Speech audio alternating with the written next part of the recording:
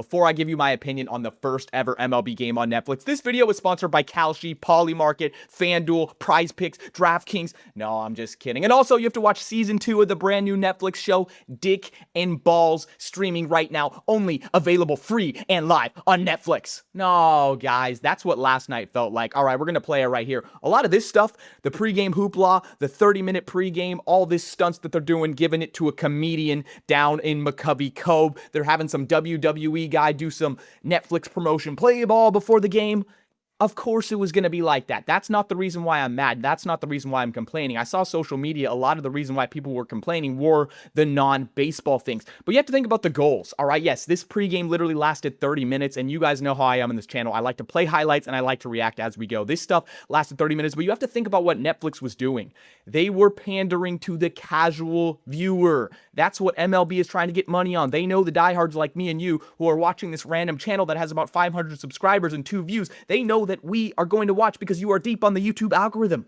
That is understood. They are trying to pander and make baseball, I would say, have more pizzazz to just the random who's scrolling on Netflix, who's trying to watch Stranger Things season 3, season 4. I don't watch shows on Netflix, so I have no clue what no one's watching these days. And they say, oh, baseball, I'm going to try. Opening day, big event, I'm going to try. So yes, that's why they did 1,000 in-game interviews. That's why they were panning it to Jameis Winston, who is absolutely awesome, by the way, and Aaron Judge. Oh my gosh, golden sombrero. By the way, the pregame show with Barry Bonds, Albert Pujols, not great. Barry Bonds, no insight. Albert Pujols, great guy, great personalities, but again, no insight. If you want to make this about these guys, let them tell their stories.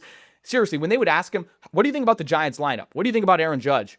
Oh, I think Aaron Judge is a good player. I like watching him play. Anyone can say that, bro. Make it more about them. But another thing, all right, another thing people were talking about is Aaron Judge just looked bad. But okay, again, I have ADHD, guys. I go in 1,000 different ways. Are we going to start blaming these pitcher performances on the WBC right now? Because Paul Skeens in the other room, opening day's going on right now. Paul Skeens, bro, didn't get through 1 inning. Logan Webb, 7 runs. Tony Vitello left him in for a little bit. People were complaining about that. Everyone just wants something to complain about nowadays. All right, another thing I was talking about was the scoreboard. People, you have to think about the scoreboard. Anytime the scoreboard changes in one little instance, whether it's NFL, whether it's college football, MLB, NHL, MLS, I don't know what sports you guys watch, but people are going to get mad about it. Was this the greatest scoreboard? No. For functionality, no. The letters were a little small, but if you couldn't read it, you're an old man. You need to get some glasses. It really wasn't that bad. People just like to complain. I do applaud Netflix for trying something different. They put a little home plate in there, which, no, that's not great for functionality. You're not getting anything out of that, but I like it. It's the first ever baseball game. They're really trying to put, again, they are pandering to the casual viewer who doesn't really watch baseball, not us. That's why Netflix bought out these rights to sort of test if this can be a viable thing. Is Netflix going to be doing every regular season game? Are they going to be doing your Dodgers or your Cubs and your local? Great broadcasters? No. So people need to calm down a little bit, but more about the game. Oh my gosh. Yeah. Are people going to complain and say, oh, well, because Logan Webb threw 1-2 times in the WBC, he couldn't play? Or Paul Skeens, is that going to go into the next CBA negotiation? What are they going to do with the Olympics in 2028? I genuinely don't know what they're going to do with the Olympics in 2028. Okay, and another thing. Again, the interviews, the Rob Manfred interview was just awkward, man. And it seemed like every time they did an interview, it was just wrong timing. Just like when they had, Lauren Shahadi doing the Tony Vitello mid-game, mid-inning interview, and they missed, oh my gosh, Netflix missed the first ABS challenge of all time, which they made a big deal about in the pregame. They made a big deal about when they first got on air, like, when is it going to happen? They completely missed it. And it's not like they came back and they stopped the interview and they did it, or they even showed it on screen. They didn't do a split screen. We completely missed it. Unless you were intently watching the game, you missed it at all. Also, Netflix production. So I said I wasn't really that upset with all the things that they try to do to pander to casual viewers, but you have to fix a couple things. There were some pitches that were missed in this game because of missed time replays. When I was watching the pregame show, there were some audio bugs. Sometimes the audio would be lagging a little bit behind the actual gameplay. And yeah, this is when I think this was the second inning when the Yankees just completely took off. Giancarlo Stanton looking great. And one thing that's funny, all right,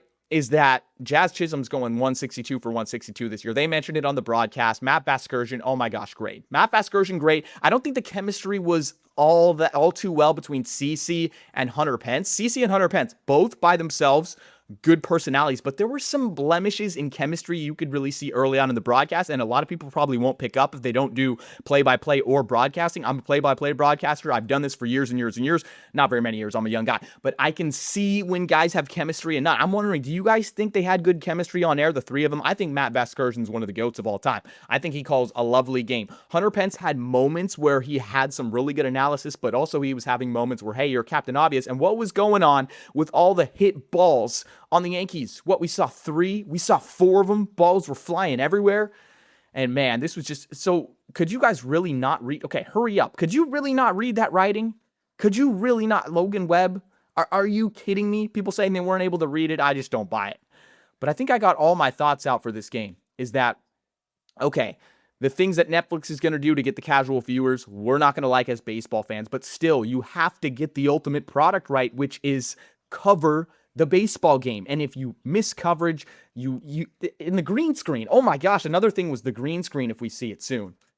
Yes, Netflix was hard pimping themselves. They put their own green screen to advertise Adobe, which Adobe had a sponsorship with the thing. Netflix was hard pimping their shows, which you absolutely expect if they have a big moment like this. They have millions of viewers. Yes, this happened in the NFL. This is happening in the NBA. This is happening in every major sports league. You should at least be appreciative of the MLB. You should be appreciative that Netflix wants to do the MLB because the MLB is trying to expand its numbers, all right, for the next CBA and the next media rights deals coming in 27, 28, 29. So this is ultimately a step forward for the MLB having these marquee moments on Netflix. But again, the green screen, are you kidding me? It looked like AI. People were mad about the smoke. I'm not really mad about the smoky.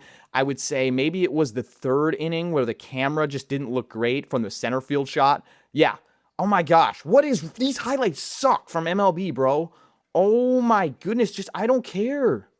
I don't care. Yeah, a little bit of a smoky shot, but this is a hard time of day.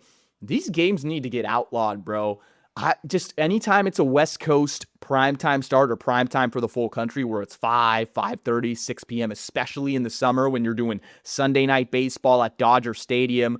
You're not really doing Angel Stadium. You're not doing Sacramento. Mainly just Dodgers and Giants because they actually get those big market games. Maybe the Padres. It is tough shadows, and although the shadows weren't on the mound, the shadows in the outfield made it tough on players. We saw it in a couple plays early with Trent Grisham. Also, it makes it tough on the camera because that's something they can't really fix. Trent Grisham had a game, man. Oh my goodness, that was triples alley all the way. He almost got a head bump to the balls of Matty Chapman over there at the end of that play. But yeah, that's all my thoughts, guys. I just had a complete brain dump that the Netflix showing wasn't as bad as everyone says it was. But again, it needs steps up. And honestly, you can almost thank this because hopefully they figured their bugs out because the Field of Dreams game, man. You can mess up opening night where everyone's just like, yeah, we're excited to watch baseball. If you mess up the Field of Dreams game and you're missing pitches and you're trying to make it a bigger deal than it should and you're not actually focusing on the game, you're trying to grow your brand, you're trying to promote your products, and you mess up the Field of Dreams game, which means so much in the hearts of many baseball fans and is a spectacle like no other. It's not an opening day spectacle. It is a spectacle like no other. If you mess that up, man, we have a problem. We have a problem. But just be excited, guys, that baseball had an event like this. I mean, what do we want as baseball fans? We want the game to grow. We just had the WBC, tons of momentum. Now you're playing on Netflix. You probably got a ton of money for that. Again, they don't care about us fans. They care about the money. They're expanding their game. Unfortunately, that's just the way it is. That's just the lay of the land. But we're still all rooting for the MLB. All right, that's enough.